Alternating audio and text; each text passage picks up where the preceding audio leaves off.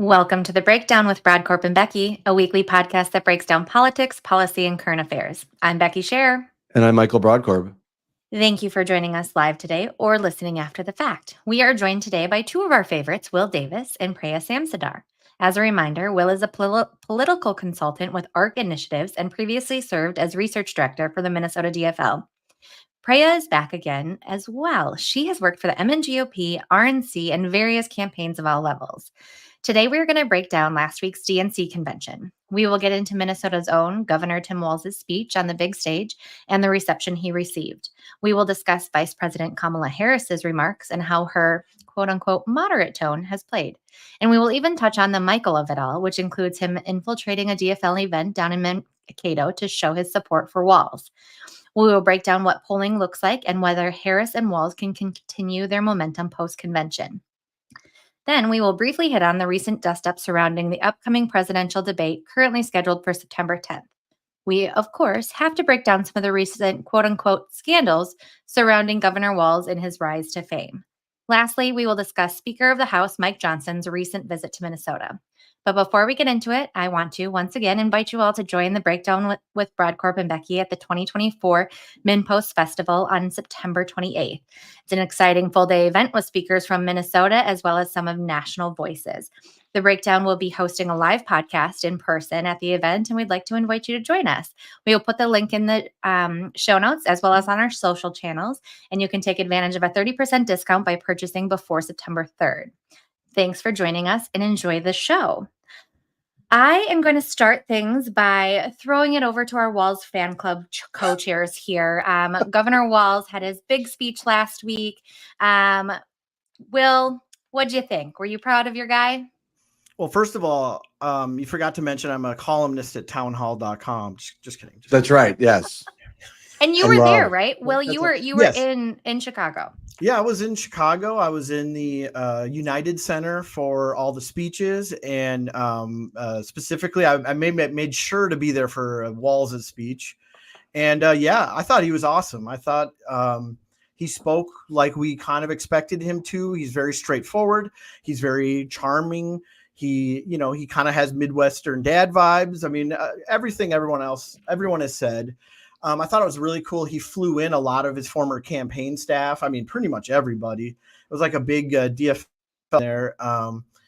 And I thought he was electric, and people loved him in Chicago. I mean, every single state was like, we were kind of celebrities there, being Minnesota, but everyone was coming to us telling us how much they love him and how could they have never heard of him before. And so, yeah, it was a good time. And I thought the governor gave a great speech. Now, Michael, there was some skepticism around Governor Walz within the Democrats, maybe just some people not knowing who he was or how he would play on a national scale. That seemed to have gone away after his speech. But you were down in Mankato. First of all, did people look at you like you had a scarlet A on your chest? I mean, what was your reception in the room? And also just what was the vibe and the energy like? It was actually it's the first time I've ever gone to a DFL event as a supporter. I've been to a number of DFL events before. I had an absolutely fantastic time. It was a great time down there. Great to see the speeches. A little interesting side note. I went with my son. He decided to come down, and not trying to indoctrinate him, but we had just a fantastic time, just a political discussion going down, talking about the issues. It was a really fun experience. It was also great to be at the high school where Walz had taught. The crowd was just incredibly enthusiastic. I sat in the back and just watched the event. In retrospect, I should have got a seat up front because people were standing and cheering during most of the speech, blocking my view. But it was just really a very enthusiastic crowd. Speech was incredibly well received.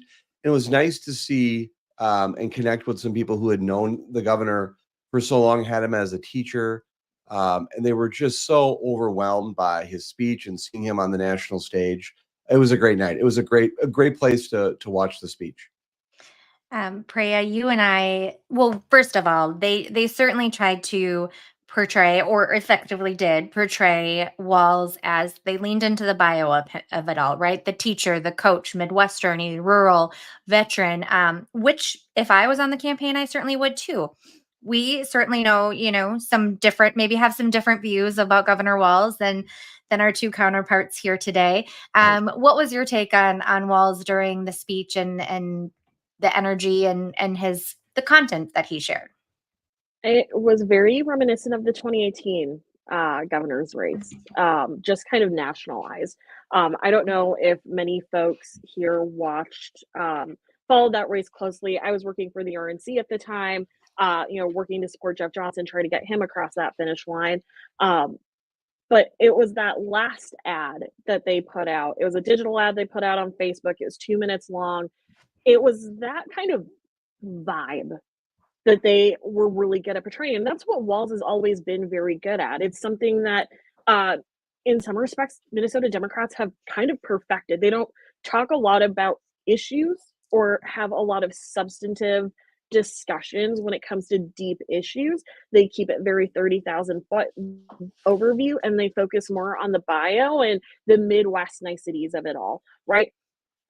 I'm of a firm opinion that Walz is the embodiment of Minnesota passive aggressive. He'll be nice and kind and friendly to you right up into your face, but the moment he gets into office, he's going to stab that knife right in your back and drag it down. Like he's going to gut you like a fish. And that's what he did during his first 6 years as governor, right? We've seen the impact of his policies, but we didn't hear any of that. We haven't heard any of that in the run up to this. To Becky's point, right? We talked about a lot of people didn't know who Tim Walz was before he even got mentioned as a shortlist candidate for the VP nomination. So right now, people are in that honeymoon phase with the whole Walz-Harris ticket. It's about falling in love with this candidate and trying to ensure that Democrats are falling in love with this candidate. Very shortly soon, I hope, that honeymoon phase is going to end and we're going to start talking about substance. We're going to start talking about policy, and we're going to start getting into the nitty-gritty of who Tim Walz is and what he's done to our state and how that's going to translate on a national level. And that's when the real game begins. Michael. Becky, I want to get your take first. I like I said, I agree largely with Preya. This was something that they took the opportunity for, and we'll get into it a little bit more with Harris, but to really try to portray these two individuals as relatable, as likable, as confident and stable. And I think they did that job. But I tend to agree that once we get down to the policies of it, I do think that there is more to Governor Walz than just being a really likable coach. I will say, he knocked it out of the park with the ending. He said, I haven't given a lot of big speeches like this one in my life, but I've given a lot of pep talks. So let me finish with this. Team, it's the fourth quarter. We're down a field goal, but we're on offense. We're driving down the field, and boy, do we have the right team to win. Kamala Harris is tough. She's experienced, and she is ready. And I mean, it is just apple pie right there, right? I mean, who doesn't hear that and think of sitting at their high school football game, whether a parent or a teacher or a student, who doesn't get the warm and fuzzies from that? And I think that is what Governor Walz really brings to this ticket is he's the Midwestern dad, right? I mean, he is that guy that you want to give a hug or you want to give you a hug because you're really frustrated with how things are going. So I think while I don't necessarily agree with a lot of Governor Walz, I do think they executed it very well for introducing him on the national stage in this way. I will just say one thing. I was not surprised, as we discussed before, I was not surprised that Walz was picked because of his electoral success, because of his ability to connect. But when I went to the event at the high school, there were people that had Walz years and years and years ago that still felt the connection, that hadn't seen him in years. This wasn't, and so to me, going to that high school and seeing that event and seeing the number of people and the number of students that showed up that still had a connection to him, even though they hadn't spoken to him in a long time. Governor Walz is the type of person who I think is legitimately nice. And I think he comes across, and I think the fact that he's in his heart authentically who he is, I think is being shown on the national stage. And that's part of the reason why I think he's been so successful electorally, because I think he is authentically who he is. We can disagree about policy, but he is the type of person who can connect with people in a number of levels. And having attended that event and saw the auditorium filled, and having spoken with some people just to kind of get a sense as to what their connection was, I was really impressed. I'll say this. I was at his gubernatorial launch when he first announced, and he really has not changed a whole lot between then and now. I mean, obviously, he's got a lot more experience, a lot more knowledge of, say, how St. Paul works at the Capitol, but he's pretty much the exact same person he was back in whatever it was, late 17 or early 18 when he announced his run for governor. So, I mean, I'll just jump in here for a quick second and say, when you look at Tim Walz holistically as a politician, as a candidate, he has changed. But the reality is he has, I like to call him a chameleon in a sense that he has learned to adapt to his environment. So when he was a congressman for the first congressional district, he had no problem touting the fact that he was NRA endorsed, that he was a gun-toting, proud Second Amendment supporter who was kind of pro-life, right? But at the moment that he needed to win statewide in Minnesota, where he knew that he needed to be able to pull in voters in Minneapolis and St. Paul and compete with folks who were further to the left than him, his policies changed. I mean, we saw Amy kind of have to compete with that on a national level when she ran for president in 2020 as well, is that they've done such a good job of maintaining the image that they need to portray in order to get the seats that they're looking to fill, that they are good at portraying what they need to do in order to get the voters that they need to do, which is why, especially in a state like Minnesota, where there is a lot of cross voting between Republicans and Democrats and vice versa, they are able to pull in Republicans, that they are able to grab folks in because they are able to portray, to Michael's point, a very nice, positive, happy-go-lucky posture. And when they are placed on a national stage, when they are forced to compete at a federal level, that's when changes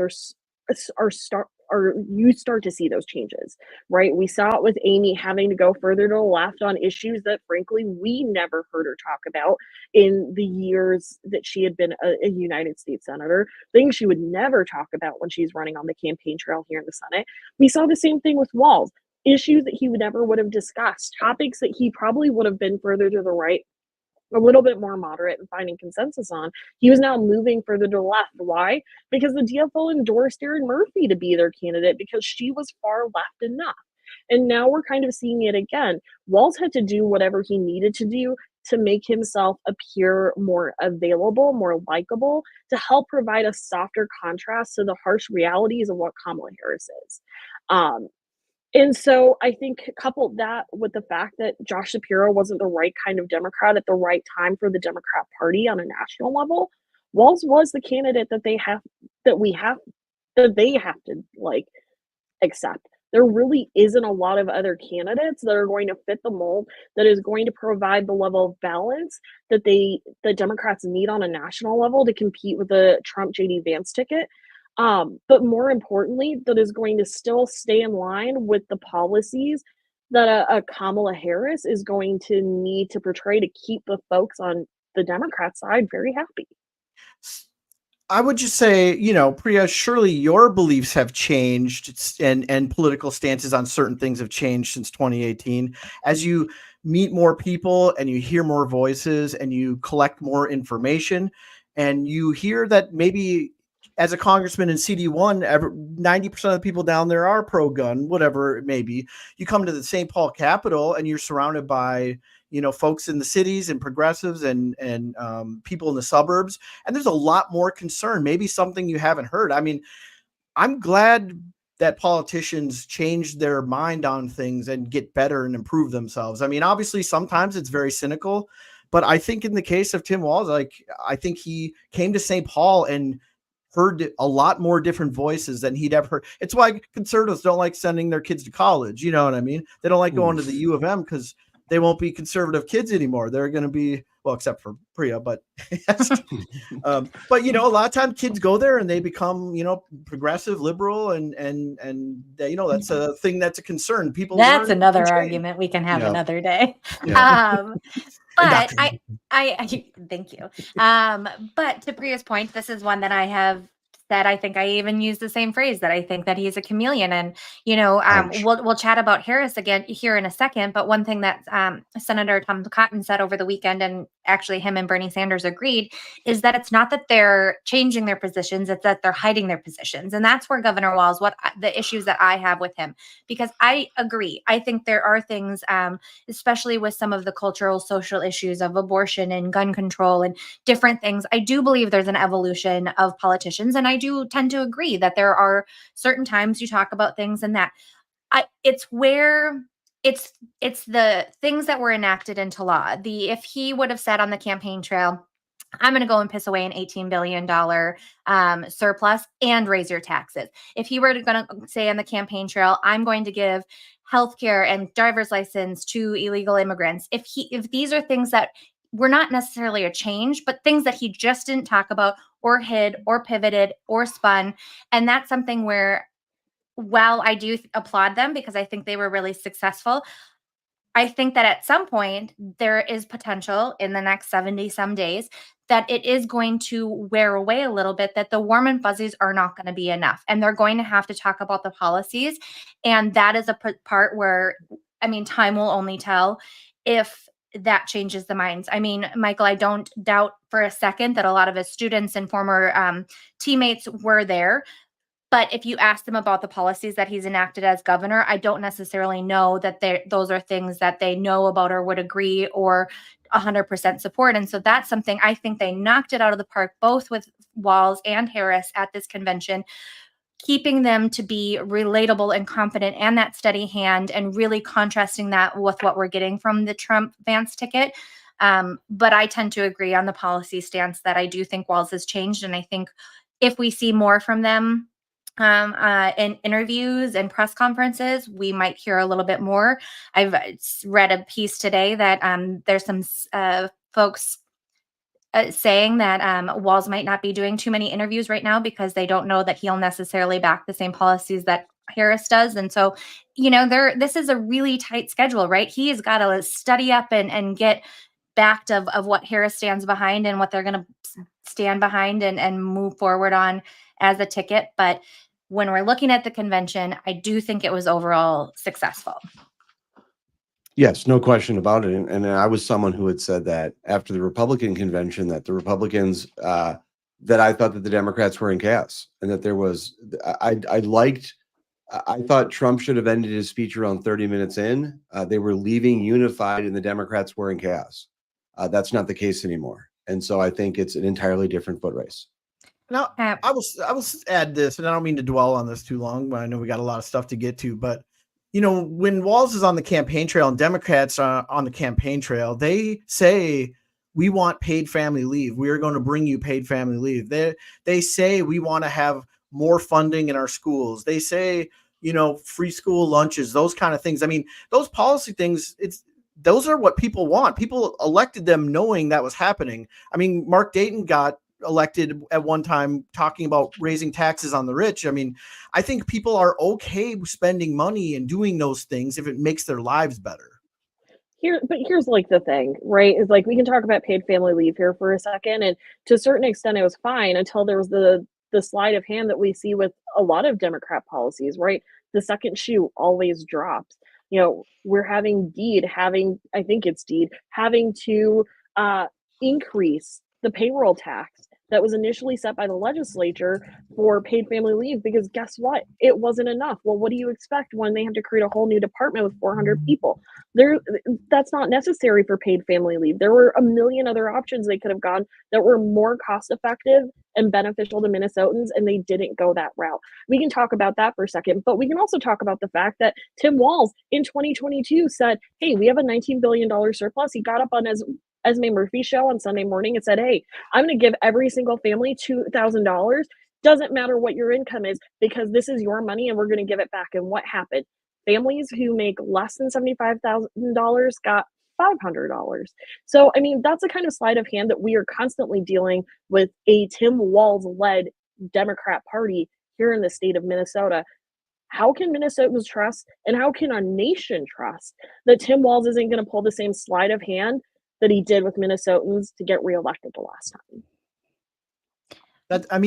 First of all, I would say regarding paid family leave, it's popular. I mean, it's just like you can tell me it's popular all day long, but if it's going to cost Minnesotans more money than it's supposed to, then like you need to be upfront and honest with them and let them make a decision. Republicans had multiple times talked about bringing paid family leave. Yes, they did. They talked about bringing. They talked about it and Democrats blocked it. That's a reality. They offered solutions that would have made it business-led, and now again, Democrats are pushing for government-led initiatives that cut businesses out of the process altogether unless they reach a higher standard than what the government is already saying. That's not their place, and that's a problem that many Minnesotans and many Republicans have a problem with. It was tax breaks is what they offered, as always, and it was 2023 until we got it. I mean, it took a trifecta to get actual real paid family leave. And guess what? It cost money. And he squandered a $19 billion surplus. And don't tell me that it's not $19 billion because you guys made a rule in order to not count inflation.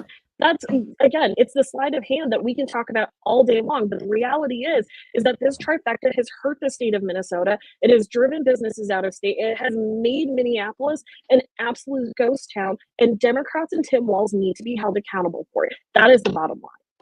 Now, my dad, a Democrat, will tell you that he would never, ever vote for Tim Walz again. And he has been a lifelong Democrat since he moved to the state 40 years ago. He loves his daughter, too. Let's be fair. My dad tells me I should go work for Amy Klobuchar every single day, even after seeing her throw staplers at people. So he loves me to an extent. Wow. I'm going to say that point blank. Now, Preya and Will, I want you guys to both understand something. I don't know if the two of you have met before, but this is a podcast, and we like to create a safe space. I don't want you guys to hold back. Michael. So feel free. Really? Yeah. You guys are being too nice. You guys are being just understand that this is a safe space. And so you two should feel the free to just really ratchet it up. Okay. You haven't shown the heat yet, but just remember that. Okay. No, you guys go back to 2018. We've been doing this since 2018. And I will say this too. I once held a fantasy football league that was half Dems, half Republicans. And I'm pretty sure Preya won the championship of that league that year. So really? I had to get rid of the league. I don't know. We couldn't do that. By the way, the breakdown is going to have a league, and we're going to send out an invite link soon. I would love if you could participate. Or Pick'em League. Pick'em League. It would be good if you did because I won last season. I need some competition. So it'd be great if you guys could do it. All right. I'm going to keep us on track here. But I think you guys are proving exactly why we wanted you on. And I think we need to maybe pre-session come back and have a more policy conversation. But I do want to keep us a little bit on track with the DNC convention. Before we move on from Governor Walz, I do want to hit on his son, Gus Walz. Obviously, one of the big things about Governor Walz that he is and what they're promoting is that he is a father and he's got 2 kids. And his son is 17 years old and tearfully exclaimed, "That's my dad," when during his speech. And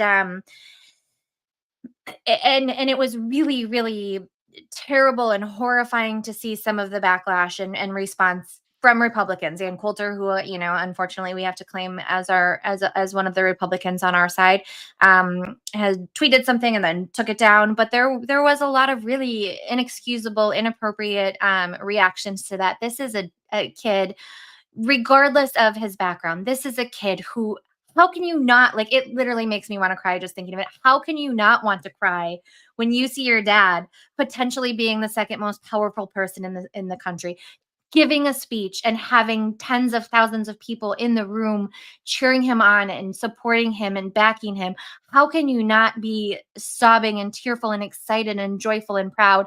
And to see anybody say anything to the contrary is just pitiful, inexcusable.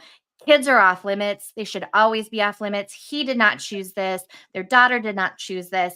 This is obviously Governor Walz, something he chose and had conversations with his family, but completely a step too far. And before we move on, if anybody else has anything you'd like to say, I open the floor.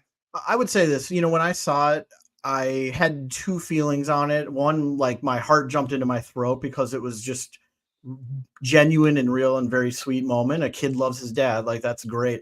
But I also knew that what was coming just because the optics of it. And I knew, it was going to get ugly. But I will say, and huge props to Preya and many other Republicans who said, like, don't do this. Stop doing this. Why are we making fun of this kid who loves his dad? And so, I appreciate the voices that came out on the other side, and did not join in that chorus.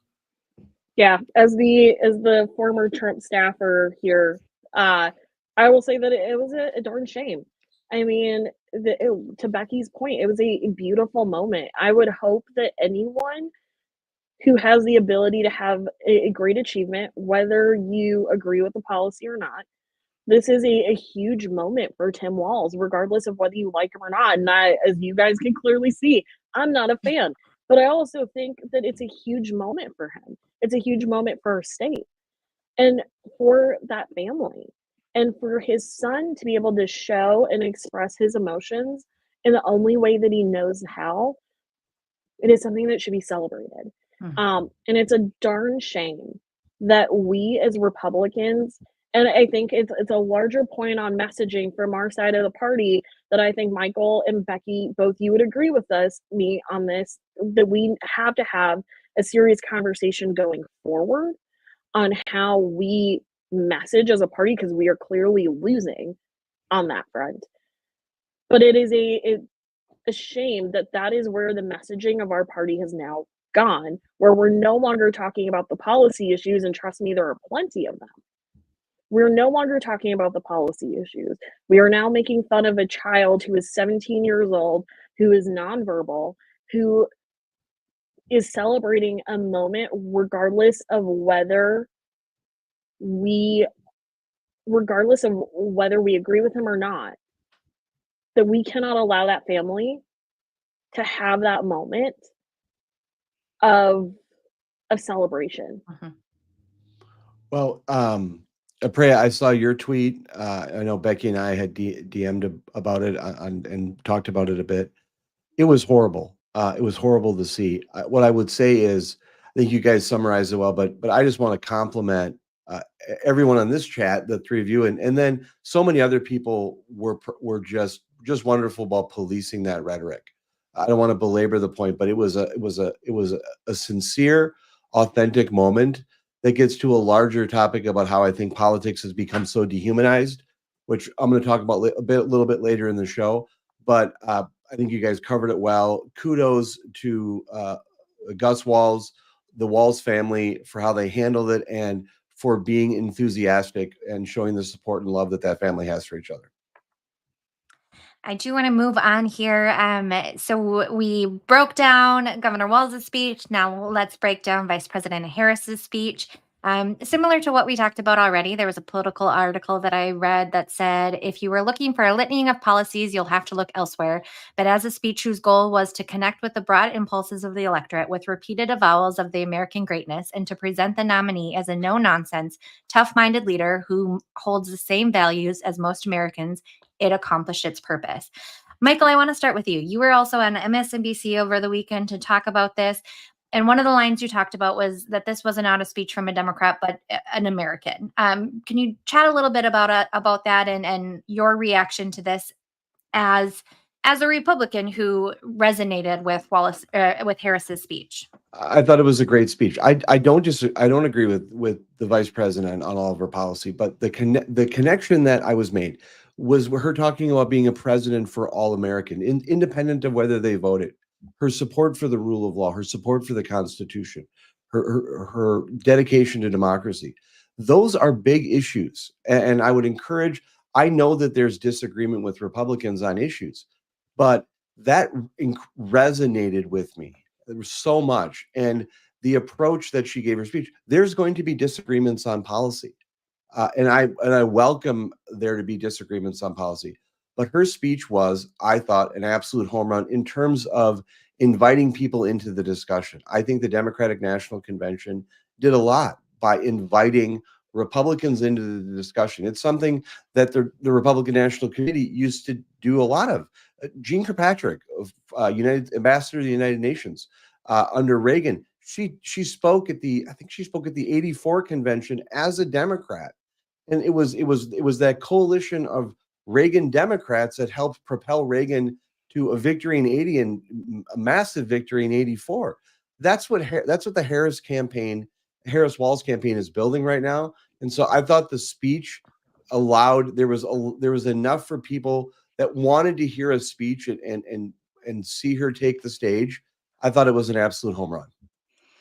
Will, you were in the room there for the vice president's speech. Again, tell us a little bit about, I mean, obviously it was well received, but hearing it there, was it what you expected? Did it exceed expectations? What were your thoughts? I gotta say, I couldn't see because there was 1,000 people in front of me holding up signs, so I couldn't see her from where it was. But yeah, I was the you couldn't hear yourself think. I mean, the screams and the crying. Quite frankly, people were just so happy, and I think, like, there's been a lot of criticism, the lack of policies there, but I think people don't understand where we were before the transition was made. How in the dumps everybody was. I mean, volunteer enthusiasm was zero. Staff enthusiasm was real low. There was just this odious cloud hanging over everything we were doing. And you threw me off there, Michael. I'm sorry. I'm sorry. I apologize. No. It was such a good word. Thank you. But that's exactly what it was. And people were just like, we need something to inspire us. So we needed something to get us out of those doldrums. And honestly, I always say, when Democrats are enthusiastic in Minnesota specifically, we win elections. And that's just kind of the way it's always played out. And they were not enthusiastic, let me tell you. I heard so much talk about RFK Jr. and all this stuff. And come on. I was terrified, honestly. And and that speech really brought it back. I mean, she touched on the emotions of people. And I think in that time, that's what was needed. Preya, I want to get to you because I know you have some thoughts on the matter. In particular, I'm curious about your thoughts. We get a lot from Harris and during the speech of campaigning what she will do when she's in office. But she's in office. She's not running against the sitting Republican. What's your thoughts with how she, I mean, again, I think portrayed herself as relatable, as a middle class, as a, and the like. But what was your take? I think that speech did exactly what it was designed to do. It was a reintroduction of Kamala Harris 2.0. Or technically it's not 2.0, it's like 27.0 at this point, because during the last 4 years, we've seen over and over again stories about the White House and the vice president's office trying their best to rehab her image and trying to brand her as something new, because her polling numbers were, and her approval ratings were, worse than Joe Biden's. And so I think that whatever iteration of a relaunch, reboot of who Kamala Harris is, we want to call this was not designed to talk about policy, because when you put policy and Kamala Harris together, it's a losing battle for them. It's a losing battle for Democrats. But when you reintroduce her as a mother, a prosecutor, a stepmother, a prosecutor, the daughter of an immigrant who wants to have a hope change Obama-esque message, that's exactly what they were trying to do. They were trying to bring, essentially resuscitate the Democrat Party, to Will's point, following a very disastrous presidential campaign under Joe Biden. Whether you like him or not, that campaign was a disaster.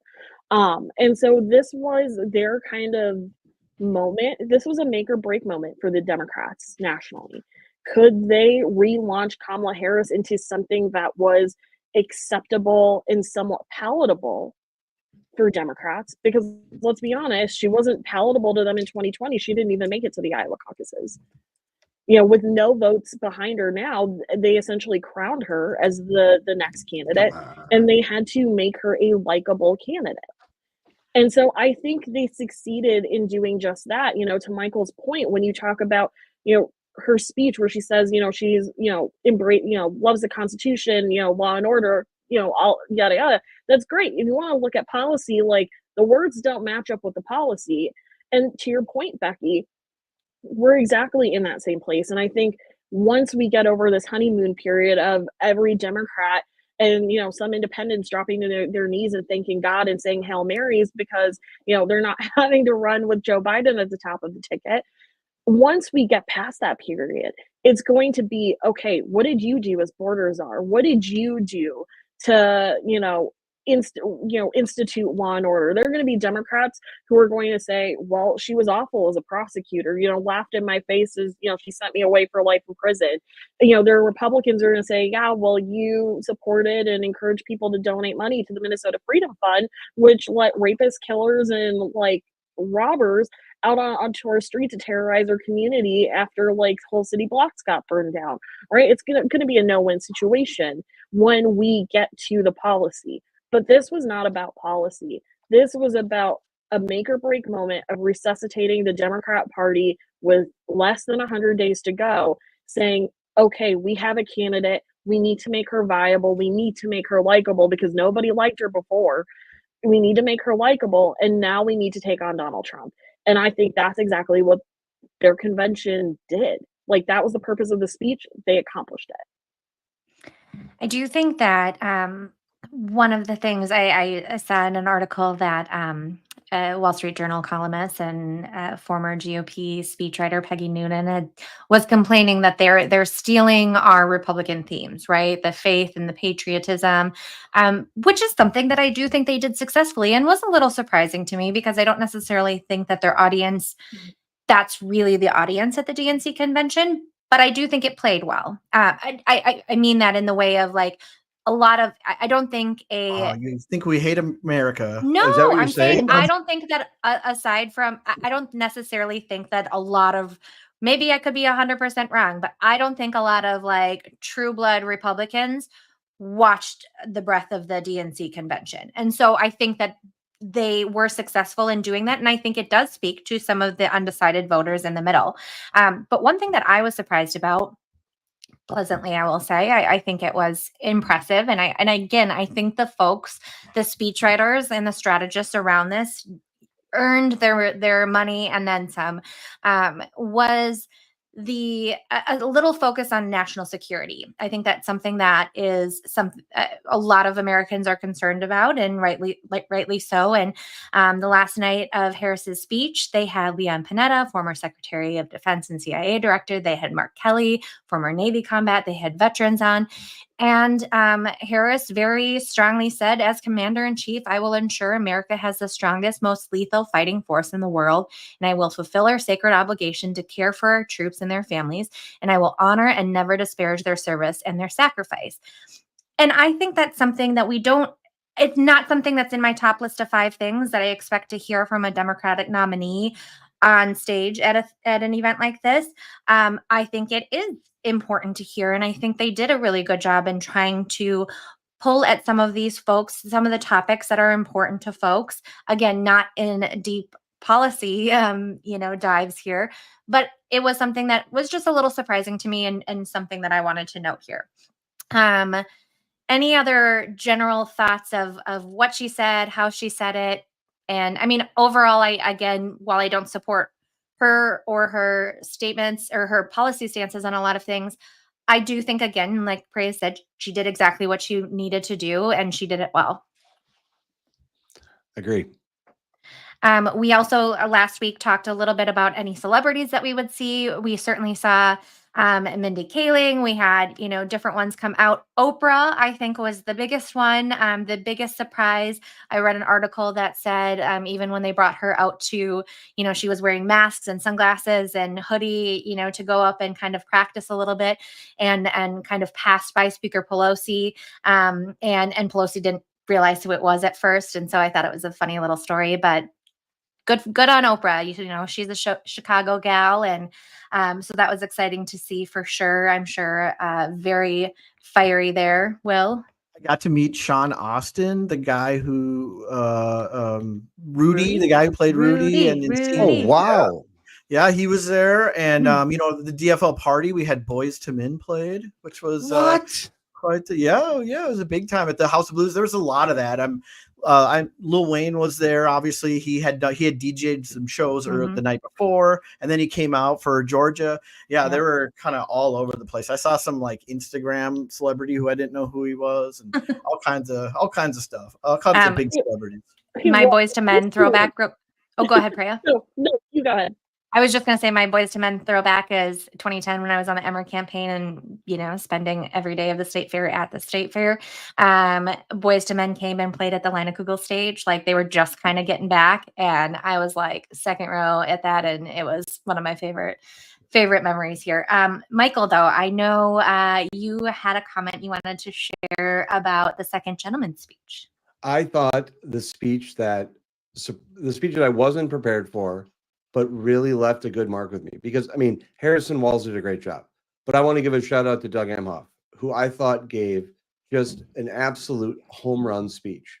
And it reinforced that kind of geeky, kind of likable dad. And that's a really powerful message. And I think it was incredibly impactful. I can't think of the last time, to be honest with you, that I paid a lot of attention to what the second, who the spouse was of the vice president. But his speech was really endearing. And there was a couple of message points that I just thought were really good. And I put out a tweet about it, and I was surprised.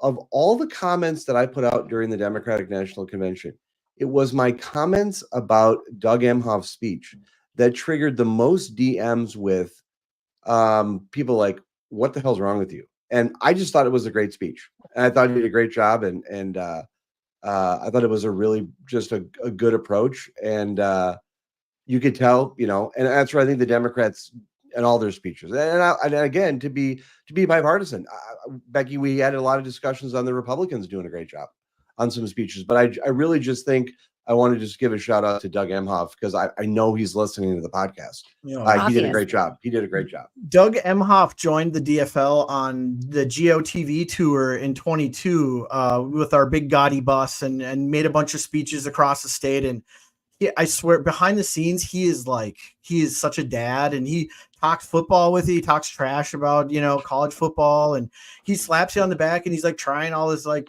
junky pizza and all this. Like, it was like, he's like a really cool guy. You kind of forget that he was like the first gentleman or whatever it was, whatever he is at the moment. He's just a regular down to earth guy for a tech startup billionaire finance guy. And Mr. Emhoff, I just want you to know, Preya is a really nice person. And so if you're watching right now, she's one of the best. Even if we disagree on politics, she's a really good person. So don't hold it against her personally. Okay. Real quick, thank you to one of our listeners correcting me. It wasn't Lil Wayne, it was Lil Jon. There's too many Lils for me to keep up. Yes, I was going to make that correction. Thank you. I just needed to know who the special guest on Kamala's like speech night was supposed to be, because they teased that for hours and everyone thought it was going to be Taylor Swift or Beyonce, and then it was no one. So I need to know, did you start that rumor? Whoa. No. I believe it was supposed to be Beyonce. And like, mind you, this is like pure really? We're breaking news right now, Becky. Pure speculation with like a little bit of inside rumors. This is not Giddy up. But I believe that's who it was. Someone had said there was a sound check for her at one point, but I don't know, and I don't know what happened. Like everyone was bummed out. Maybe it was Leon Panetta was the surprise guest, but I believe it was supposed to be Beyonce. I tend to agree that I think there was certainly somebody. I mean, they dropped the curtain, they made a big thing, all this lead up, and if there was not, I feel like they would have had Oprah on Thursday versus Wednesday, right? I mean, that seemed just a little weird that we had, Oprah, who's like, who else other than Taylor Swift and Beyonce can top Oprah? I mean, really. So, one of the theories she's that like I a queen. was somewhat credible is they kind of had made a last minute decision to not do it because they didn't want people walking away from the last night of the DNC talking about Beyonce. They wanted people talking about Kamala Harris. Right. I mean, it is a fair point. And so, well, I would have liked Wayne Newton That would have been good for me. Wayne Newton. Moving on, because I know we have a hard end here, so I want to keep the train running here. Just talking about state of the race. So obviously, more polls are going to be done now that we're going to be a little bit further beyond the DNC convention. Recent polls right now have, as of the Real Clear Politics average from end of July to end of August so far. Harris is up 1.5. There was a recent morning consult poll from the 23rd to the 25th, has Harris up 4. Battleground states are really neck and neck, tied in Pennsylvania and Arizona. Georgia, Trump is up 4. Michigan and Wisconsin, Harris is up 2. The only thing I think right now that was really notable to me is just the spread that we saw in 2016 and 2020. In 2016, at this point, Trump was he trailed Clinton by 6 points, and in 2020 he was trailing Biden by 7 points at this point. So 1.5, I mean, largely within the margin of error. Anything can happen. We know that there has been right now. I mean, the last 4 weeks have largely been all Kamala all the time. It has been everything in her favor with that bump. So I want to throw this to you, Preya, first. Do you think this momentum is sustainable, or do you think at some point there is going to be, I mean, at some point we're 38 days beyond Kamala Harris being essentially anointed as the nominee. We haven't gotten a press conference. We have not gotten a live sit down interview. At some point that has to change. I hope. I hope. Where's your press conference, Becky? Where's your live interview, Becky? Right here, baby. That's right. Priya, do you think that momentum is sustainable, or do you think we're going to see things settle down? I do think that we are going to see things settle down. To your point about the interviews, it has been 38 days. She has not sat down and done a single interview or a press conference. There are reports out today that her team is literally asking reporters who she should talk to, and not making that decision in of itself. Yes, she should sit down with you, Michael. I would love to hear Becky's questions towards her more. No, it would just be me. Open door policy. Yeah, that's right. That's right. I do have to imagine things are going to settle down, but I would say that the Trump campaign cannot be complacent. They cannot treat this like they have treated Joe Biden. I do think that they're, coming out of DNC, there is a feeling of momentum on the Democrat side that I don't necessarily feel on our side. We're seeing it in the fundraising numbers, the fact that Kamala Harris was able to raise $540 million in the last 38 days. The Trump campaign hasn't, or in the month of July, raised less than $300 million. I think it was like $287 million. And that includes him getting shot at. I mean, the last president we had that was shot at was, I think, Ronald Reagan. There should be a significant fundraising bump that comes with that, especially amongst more, MAGA conservatives who feel like their liberties and freedoms are being taken away. I hate to sound cynical, but what I'm hearing from folks, in and around DC is that the fact that, fundraising is not what it should be, considering the shooting and everything else, and Kamala being the candidate, which, again, with her position as being, less than favorable to Joe Biden, for the first 3.5 years of this presidency, like there should be more of a comparable, matchup on that front, and that there wasn't. I do think that the Trump campaign does need to take that seriously. I think they need to look at this and understand that there is a level of enthusiasm on that side right now. There is, and they can't be complacent. And I think that they need to take that seriously. But to your point, I do think it's going to have to settle down. I think it'll probably settle down right around the debates. That's usually where Trump shines his best. And he can take even the most seasoned public speakers and turn them into stuttering messes. We saw how that affected Hillary Clinton in 2016. And, we saw what Trump did to, his own, folks here by not showing up on the debate stage during the presidential primary on the GOP side, and how that, like, his presence just loomed even when he wasn't anywhere near the debate stage. And so, I think that's when you're going to kind of start to see that settle down period is right around that September 10th, that first debate, just because that's where you're really going to see those two really have to contend for the first time. And I Yet would, to be determined if that debate happens. We'll chat a little bit more about that now, but Will, go for it. yeah, I want to, I think the momentum is it's huge, and there is a little bit of a feeling of a sugar rush right now, especially after kind of, what was going on with Biden. But I do think it's sustainable, and I do think it will sustain because I think well, first of all, I'll say this: people like Kamala Harris, people like Tim Walz, people are excited to vote for the first woman president, the first Black woman president, the first Southeast Asian president. All these lot of different exciting things on this ticket, but they're also facing Donald Trump, and this is an opportunity to beat Donald Trump, and that is a hugely motivating factor amongst our party. People don't want him to be president again, and on some level, it could have been almost anyone that took over with a huge momentum boost.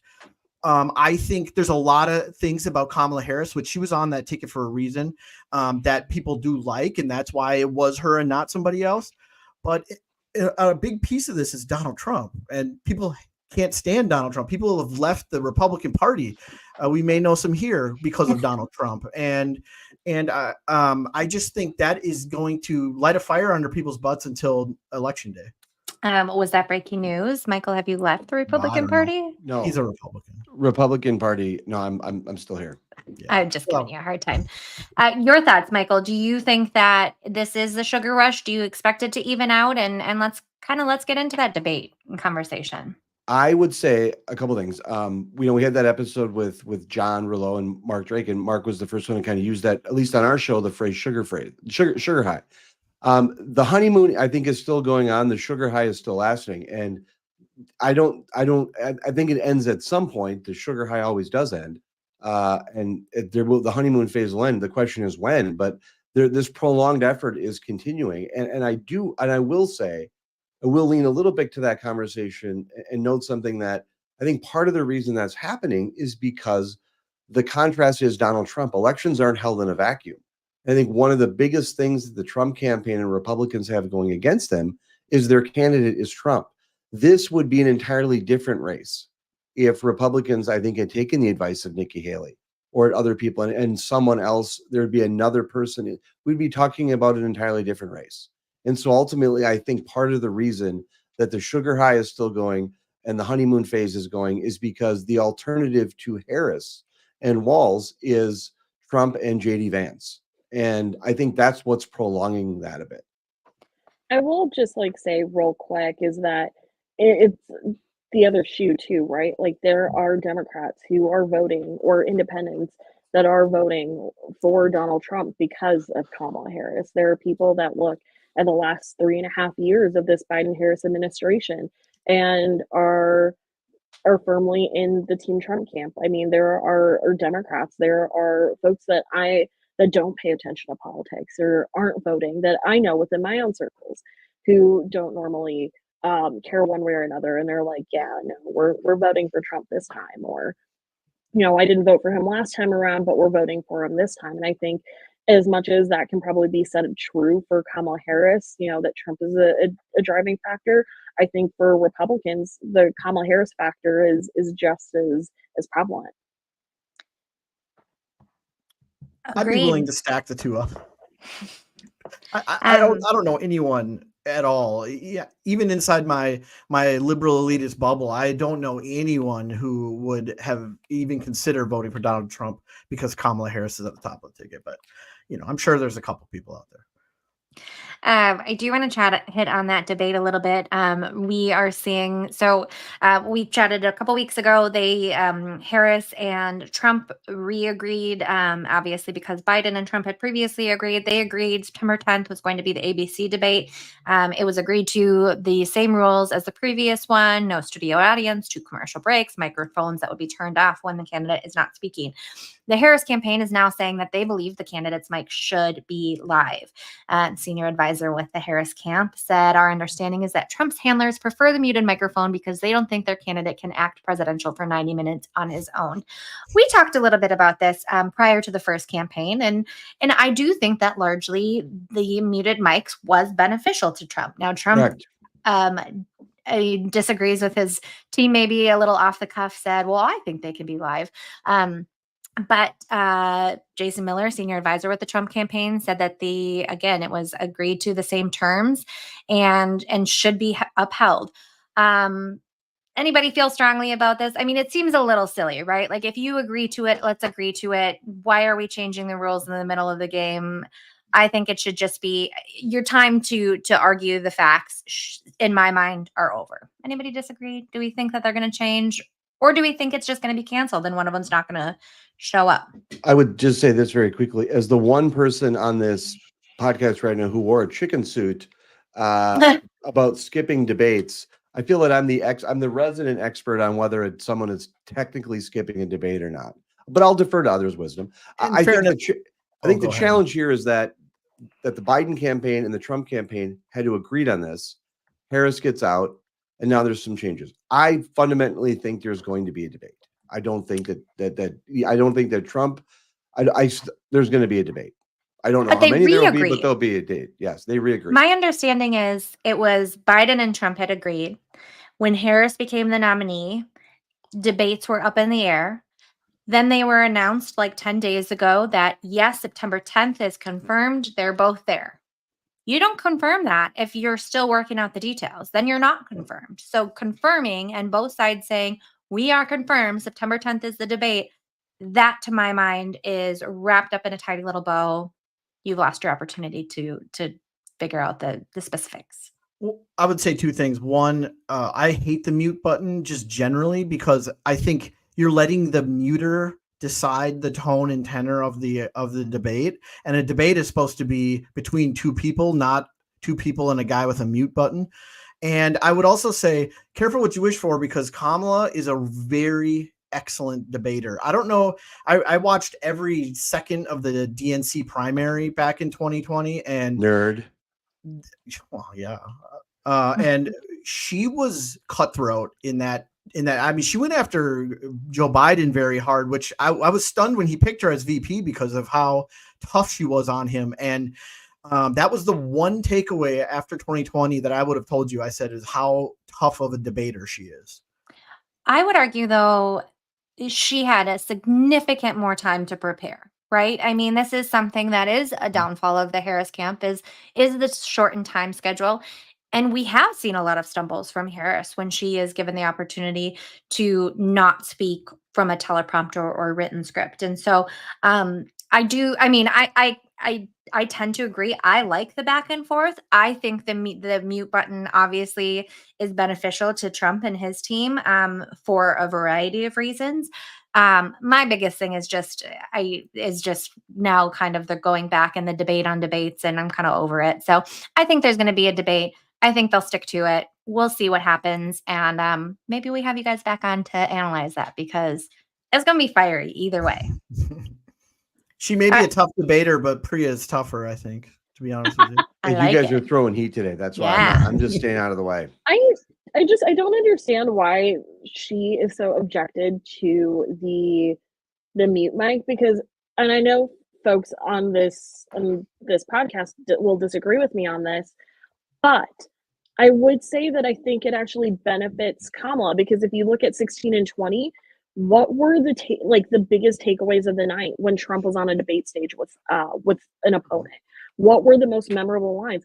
It was usually when his opponent was in the middle of his speech and he was reacting in real time to it. Those were the most memorable moments. Those were the biggest takeaways where people were like, "Oh yeah, that was awesome," or "Oh yeah, that's the one we're going to remember for the night or for this debate."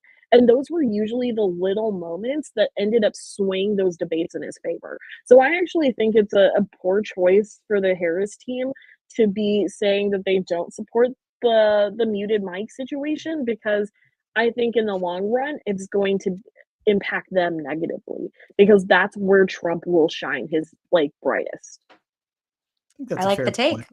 Yeah. I think that's a fair point. I want to hit briefly on, and we don't need to spend a ton of time on there. There's a lot out there about all of this. But these kind of quote unquote wall scandals, a lot of misspeaking maybe on the Walls stage or stances on things. There's questions about his service, where, when, all of that. We're not going to get into that one. There's one claiming that he said that in 1993 he got the Outstanding Young Nebraskan Award by the Nebraska Chamber of Commerce. They're now saying that's not true. I'll hit on two more. One, of if he has a fake dog or two dogs, or which dog named Scout, which Hashtag wear Scout. hashtag where's Where's Scout. Scout? This one is just what drives me insane about Republicans is there's so many valid things to stand on. And this is what we take our time, and how it just distracts and discredits, and is just one of my biggest frustrations with a lot of the Trump team and activists who are in this world. It's like, can we not? We talked about this very in depth with Senator Benson and Rouleau about the facts that if we stick on policy, if we stick on the issues that really matter to families and business owners, we could win. We know that's not really what we get with the Trump campaign and President Donald Trump. So the one that really bothered me, though, is the IVF IUI. I don't believe that this is a misspoke. I believe this was taking advantage of an opportunity with the issues going on surrounding IVF down in Alabama, that Governor Walz then came out and talked about that, and as his family used IVF to conceive Hope. And then now is misspoke. And Gwen came out this week saying they actually used IUI, and him saying that, well, that's just how people talk about fertility treatments. That's not. It's not. It's simply put not how people talk about fertility treatments. And I have a lot of relatives and friends who have gone through these. It's completely different. One is very invasive, costs tens of thousands of dollars, requires all of these things, and one is not, and is less work, less money, less stress, and that one bothers me because I felt as though it was a taking advantage of a political situation, which, let me tell you here and now, I completely oppose what the courts are trying to do surrounding IVFs and making families have to choose about their frozen embryos. And it literally makes me cry that some families already have all of these different issues of if they have frozen embryos that they don't use, or trying to get pregnant. I mean, this goes along well with the abortion issue, that it's such a emotional, stressful time for families and couples, and that one bothered me. And the last thing I'll say on this before I'll turn it over for anybody else who wants to chime in on these quote unquote scandals is the thing that really bothers me about this is, I would say, the media covering for Walz on a lot of this. I don't believe that if this was Donald Trump or JD Vance or any Republican, that the media would say, oh, he misspoke. He misspoke again. He misspoke. I mean, it is now like the fourth or fifth situation that we've misspoke. We've said things wrong. If that was a Republican, I don't believe that the media would be giving them the pass that I believe that Governor Walz has gotten, whether or not intentional, whether or not what it means. It just seems a little one-sided, and I believe the media is totally fine saying and believing that is a simple misstatement, and let's move on. Before we move over to get folks who disagree with me on this, Preya, back me up here. I could not have said it better myself. Becky, you understand the pain of being a GOP comms person. So I know you understand what this feels like. I mean, I lived in Iowa when Steve King was having his downfall right before Republicans down there elected Randy Feenstra to be their nominee. And I can tell you every single day, I got a phone call from national and local reporters asking me, well, Steve King said this today. What does, Joni think of this? Or what does Chuck Grassley think of this? Or Kim Reynolds? Or does Iowa GOP have a comment? Or does the RNC have a comment? What about Marionette Miller Meeks? And they would go down the line, because every time he, quote unquote, said something or misspoke, Everybody else had to answer for it. And that's just not the same level of treatment that Democrats face. And like, Will, I know you'll disagree with me on this, but that's just the reality of like what this is. Um, and there are so many examples that we can show over the years of how this has changed. And I think, Becky, you're spot on in saying that, look, like Tim Walz gets the benefit of the doubt for saying he misspoke, but the reality is he did it. Like these, and you can even talk about like the questions around like stolen valor and whether or not he inflated his resume as you know as a member of the National Guard. There were conversations about this. We've been having conversations as Republicans in this state since going back to 2018 about his service. And so I think that there's just a lot that you can have a conversation about with Tim Walz. I think some of it, like the Ware Scout situation, is absolutely ridiculous. The fact that we are even having a multi-day like conversation and news cycle about that is asinine. Um, and the ridicule we're getting for that is rightly deserved. I think some of these other smaller scandals paint a larger picture. And it goes back to our initial point at the beginning of this, is that Tim Walz is a chameleon and he'll say or do whatever he needs to in order to fit into the environment and the moment that we're experiencing locally at a state level or nationally. And, I personally have had this issue for a couple of months now with some of our local media. One of the glaring factors that we saw was the Star Tribune and how they changed that IVF story, the initial IVF story without the editor's note, changing it to reflect what Tim Walz was saying now. Obviously, we know Stephen Groves is the publisher now for the Star Tribune, which was hinky enough as is. We know that there were a lot of questions from Republicans, including myself, about how his handling at the top of the being, head of the Star Tribune would affect coverage downwards. And I think we're kind of starting to see the realities of that.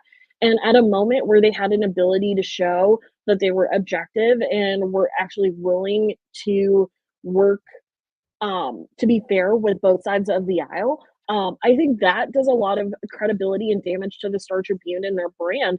But more importantly, it does a lot of damage to their reporters who I have well-meaning relationships. Becky, I know you do as well.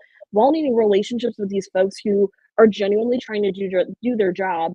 And when we see changes like that happening, and it's definitely coming from the top up because these reporters don't have that level of access to change things, it does long-term damage to their credibility and our ability as Republicans to trust that the process will work for us as well going forward. And so this kind of face-saving effort from the local media to try to, protect Tim Walz and in some sense protect themselves from years of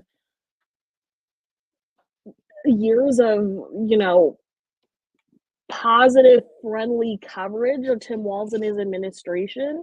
Now that they're being called out by national media, now that things are being more looked into, I think that that's what we're seeing here. Is it's partially let's protect Tim Walz, but also let's cover our own behinds because the national media is finally calling us out on the things that we never did. Tim Walz is an unchallenged, very green candidate, in part because our press corps doesn't do its job in challenging Democrat candidates. They'll challenge us all day long. They don't do the same to the other side. And so I think we're seeing the consequences of that now. I love the smirks from you both because I know you have so much to say. Michael and Will, you both have spent time in communications, working with the press. So first off, before you give your thoughts on the scandals, if you can just give me do you think that this would be the same and they'd give a misspoke line repeatedly to a Republican candidate? And then what do you think about any of these issues? Are they issues? Are they quote unquote scandals? Will? Yeah, they would get the same treatment. I mean, Donald Trump misspeaks every time he opens his mouth, and he gets called out on it. And reporters are just like, oh, well, that's Donald being Donald. Like, we get that so much. And I will say this. Well, first of all, the Star Tribune, I mean, come on, Steve Grove. Since I have been an adult, Republicans have called it the Star and Sickle. And that's when Glenn Taylor, a Republican state representative or state senator, I don't even remember, before my time, State senator. owned it. State senator owned it. So it's like, come on, Republicans are always griping about the Star Tribune. The Red Star, I like to hear sometimes. Right. So, I don't really, buy that one too much. And I've gone rounds with the Star Tribune about stuff that I thought they should have printed and didn't do. And I will also say, as someone who spent 8 years doing opposition research and self-research on our own people, there's no comparison when it comes to statements that should be covered. I mean, I can't speak to some of the IVF stuff, for example. I don't know, because I don't know the difference, but I have never gone through the process. So I truly, and that's not a cop out. I don't know like how to respond to that because I don't know enough about the top issue. But I will say on so many of these things, well, for one, it's part of the charm of Tim Walz is that he is a regular guy and he does speak off the cuff. I mean, we all kind of know it. I mean, he gets prepped a lot and he doesn't like reading a teleprompter, and sometimes the wrong thing comes out of his mouth. And I think reporters and people can see the difference between misspeaking on a topic and Steve King saying, I don't know why white supremacy is a bad thing. And, and it's hard to balance those two things. And you can't just have both sides do it when we're talking about situations like that. And obviously that's a very cherry picked example. But, in my opinion, the bad statements, there's not even a competition between who says the most coverage worthy things. I mean, there's a difference between being off the cuff and just straight up lying, though. Like, I'm just gonna throw that out there. Well, yeah, and I think ultimately the issue, first of all, let me say this. I mean, as someone who's worked in the media, been a part of media stories, and also pitched media stories, without any hesitation, I would say that there's a bias sometimes, and where that bias comes from is in the intellectual curiosity of a situation, and which is a point I'm going to discuss in a second. That bias in terms of how far they'll dig down into things. And I think it would be disingenuous to me to not acknowledge that I've experienced that as at various forms of working in the media.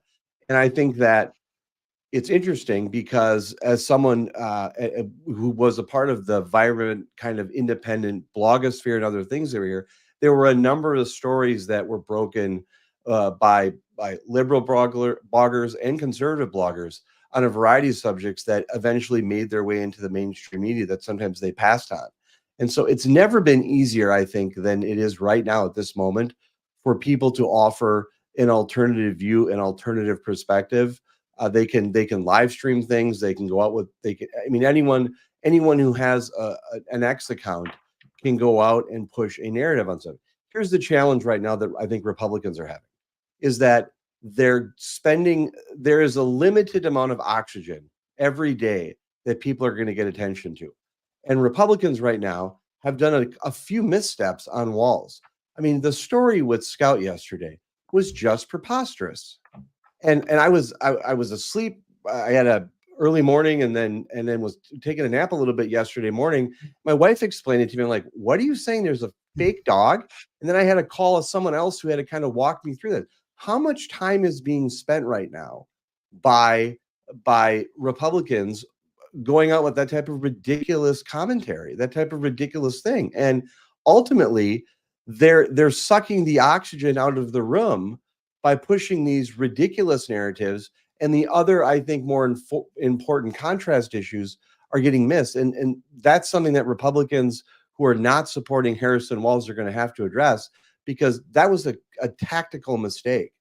It was a massive tactical mistake. But what I have faith in this is I think that all throughout this discussion, Preya and Becky and Will and I have raised issues that I think the voters are going to get an opportunity to litigate. And now it's never been easier for someone to go and push their perspective and narrative of what they're saying. And Becky, I recognize on the matter of the IVF statement. I understand the sensitivity to that, and so my encouragement to the Walz Harris campaign is, it is the big leagues now. Let's be a little tighter with our language and let's be precise and focus on issues. I would argue the same to the Trump fans ticket. Yes, and having it was National Dog Day yesterday, by the way. I mean, picking a fight about National Dog Day was not the best way in which to create that there's a fake dog. It sure was not. Shout out to Chuck asleep behind me. Can I throw one more quick thing in regarding something Michael said? You know, I would never tell a reporter this to their face, but they are people too, and they're human beings. And the thing is, when everything is a scandal, nothing is a scandal, right? Mm-hmm. And so when they have to spend time tweeting and reporting about this stupid Wear Scout thing and cover it, and then it's it's whatever the next thing is, and it's, I mean, QAnon was a thing, right? People are always pushing all this ridiculous stuff. And I get it. There's burnout on their part. And how do they, like, at some point, what do you cover? What are you going to spend time? You have a little bit of time every day to write a story, and you're spending your time on Wear Scout and not on, maybe something that is more important from your perspective. So I don't know. I just think it's like sucking the oxygen out of the room is a good way to put it. I mean, they have limited time. And when I got a text from reporter yesterday about Wear Scout. I mean, they should not be spending their time on that stuff. I know. Oh, I had the same. I got another text from somebody, and they're like, "What is this about? Like, what is happening?" And I'm like, "I'm sorry that I have to explain this to you." Yes. I'll write about it in my next townhall.com article. Perfect. I love that. Perfect. Well before I throw it to Michael for our last topic of the day, do we general thumbs up, thumbs down, yes, no? Is Governor Walz going to make it to the Minnesota State Fair? Anybody think he's going to? Yeah, you think so, Will? I think he's gotta. It is like it would be well advised, right? I mean, it is his bread and butter, and so that will be exciting. Yeah. Great. Yeah. Michael. I just wanted to say something in closing and just share something from the last week. Last week I announced that I was supporting Harrison Walz, and very interesting reaction. I've had so many wonderful conversations with people, absolute complete strangers about this stuff. I had some good conversations with some immediate friends. I found something curious that's happened, and I would call them some of my kind of first tier friends, but also kind of some of my second tier friends who have saw my announcement with an immediate sense of judgment. And so I wanted just to talk about it for just a second and compliment this group and just give a little bit of a life lesson. One of my favorite shows is Ted Lasso. When my father passed away, I watched Ted Lasso, and man, I loved Ted Lasso. And what I liked about Ted Lasso the most was about how he talked about one particular moment, talking about people being curious, how to have curiosity and not be judgmental. And one of the things I would say to people is, if you have someone around you involved in this political election who's differing from you, don't approach them with judgment. Approach them with curiosity. Ask questions. Curiosity versus judgment in politics is very important. And when we approach things from the standpoint of curiosity, we're trying to foster an understanding. It helps bring this divide in this kind of polarizing political climate. Be curious. Don't be judgmental. I've learned things in this podcast over the last couple of years. I've learned things today because I'm curious about what Preya is going to say, or I'm curious about what Will is going to say. I guarantee I'm curious about what Becky's going to say. I don't judge them based on that. And so the only kind of thing I just wanted to close out with is if you've ever watched Ted Lasso, be curious, not judgmental, and try to approach this political cycle with an understanding of curiosity and talking to people. A number of the people, and I'm surprised by it, or have just been like, you've lost your mind, or this, you're that, you're this, and they don't approach it from curiosity. And I will tell you something. I have learned so much from approaching this podcast and these conversations with curiosity more than I have judgment, because I disagree with Preya on a lot of things, but I'm going to listen to her because I'm curious what she's going to say. I disagree with Will on things, but I'm going to listen because I'm curious. And I guarantee out of anyone else, I disagree with Becky a lot. But it's curiosity and not judgment that drives this. And I think today's exercise was another example of that. And I just wanted to give a little shout out to people. If you haven't watched Ted Lasso, watch it. But particularly that one scene where he's talking about curiosity versus judgment.